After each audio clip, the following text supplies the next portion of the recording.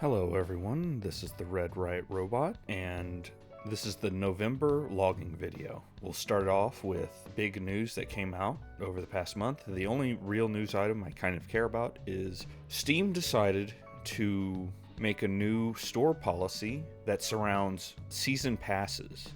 Basically, Steam has made it to where if a developer wants to do a season pass, that's fine, but they have to define what's in it, give a reasonably accurate timeline for when people should expect things, and will allow at least one delay for said season pass before they start allowing refunds for the season pass. This is overall a good thing. I recommend kind of going through and reading it, but this is a good thing for the industry at large. This will encourage other major storefronts to have a similar policy to avoid lawsuits, because a big issue with season passes is they try to get people to buy the season pass to get that extra bit of money, and then if the game doesn't do well, they have a habit of abandoning it, and once that happens, there was no real recourse to get your money back. Or they wouldn't completely abandon it, they would just put out some of the easier things to put out, like costumes or cosmetics and stuff. And so yeah, this is a really good thing for the industry at whole, and I look forward to its implementation. And that's it for news. There's some other stuff, but that is the main thing I wanted to talk about. Now we're on to what I played over November, and I played a lot. I used this to catch up on backlog and play some indie games. The first thing I played was Redacted. Redacted is a roguelike similar to Hades, made by the developers who made the Callisto Protocol. It is a solid game. It has a really cool mechanic where instead of just trying to get to the end, you're actually racing other individuals, NPCs, to get to the escape pod of the prison that is going to hell in Callisto Protocol. While it's good, it does have a couple issues. It's not as strong as Hades. One of the issues is that because it has a 2-weapon system, you have to have a melee weapon and a ranged weapon. You sort of discover that the ranged weapons are a bit overpowered and more useful than anything that the melee weapons can ever do. And so it's just got a bunch of stuff that doesn't make it quite as good as Hades, which is unfortunate because I did enjoy this. I look forward to whatever Striking Distance has to do after this, because I think they did do a good job and they deserve some credit here. After that, I played Shadows of the Damned, which is I'm going to say action horror shooter from Suda51 and Shinji Mikami.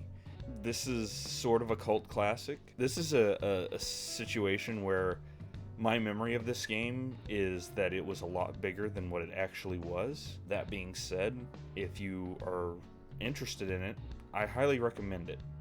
Especially if you like crude humor, sort of cool version of what hell is like, and a few other things. And when I say crude humor, just know there are about 1,000 dick jokes in this game. There's a lot, so I hope you like that. It is, I think they are selling it for is $25, and I think it's actually worth that. As far as a port job goes, it's fine. I wouldn't say it's extremely good. Like, they didn't go above and beyond what you would expect. It's pretty standard, so as long as you go in with that mentality, it won't be like disappointing. After that, I played through Stasis Bone Totem, which is the sequel to Stasis, and also I think the free game Kane.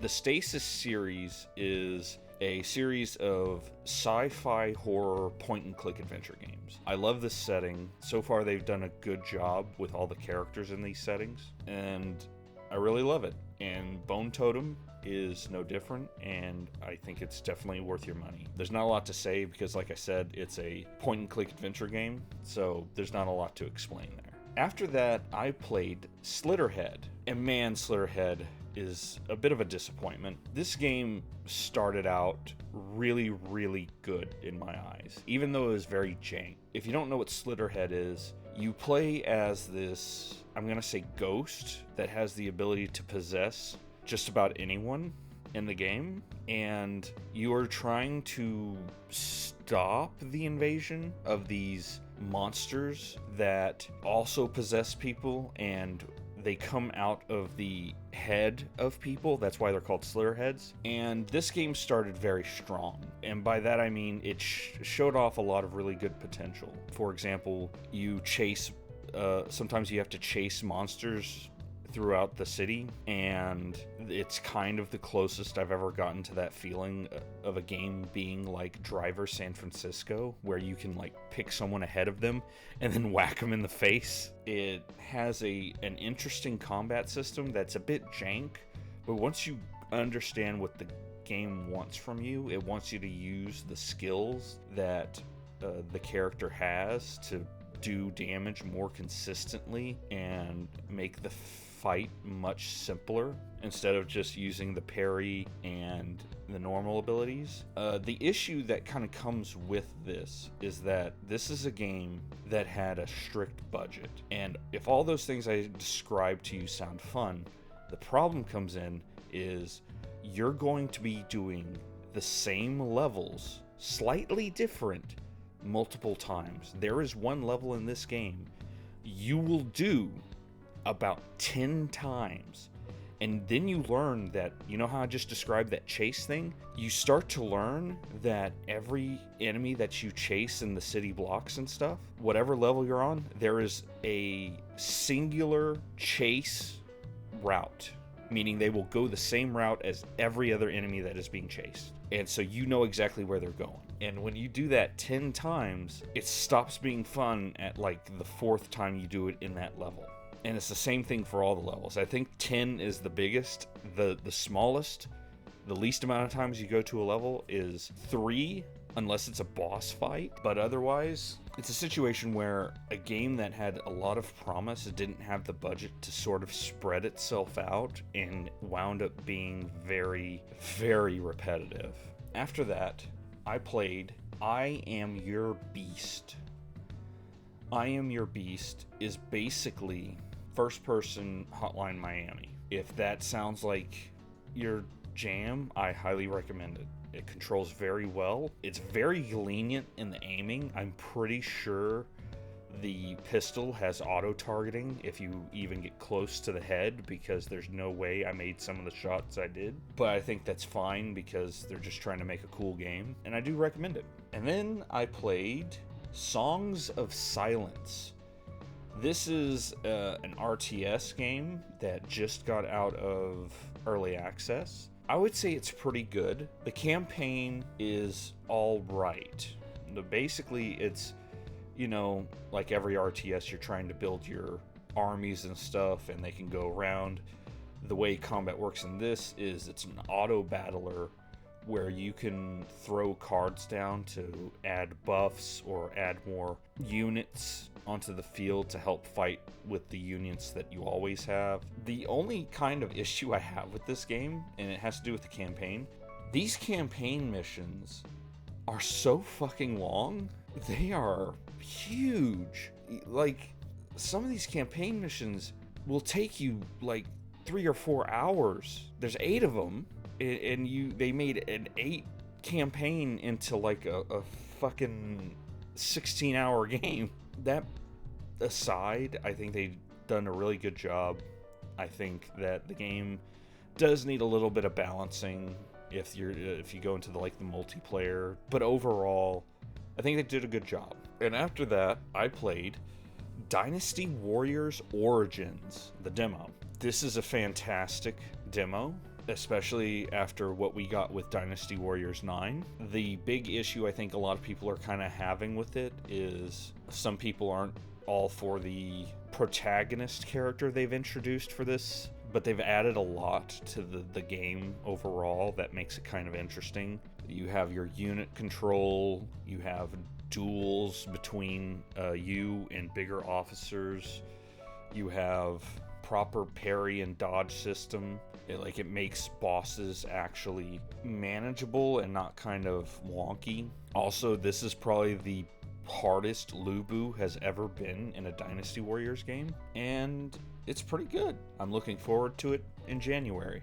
After that, I've started the indie game Sorry We're Closed, which is like a weird mixture of Killer 7, Silent Hill 4, and Catherine from Atlas. You play as some girl who is trying to get over a relationship ending, and she gets cursed by a demon.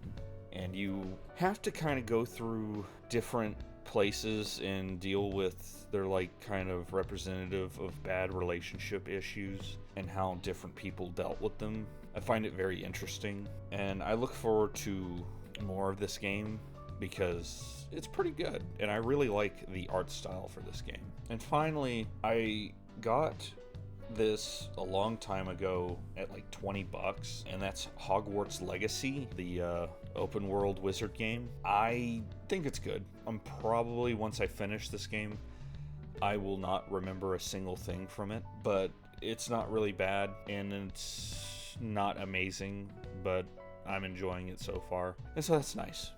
I don't have a lot to say on it. It's just sometimes you play a game that doesn't leave a lot in your mind, and that's it.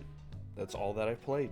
And finally, the what is coming out segment. There's not a lot that I'm interested in coming out. The only big thing coming out that I kind of have been interested in for a while has been Marvel Rivals. Outside of that, it's going to be similar to November, where I'm playing a lot of stuff that's a bit older, and I look forward to it. That's it for November.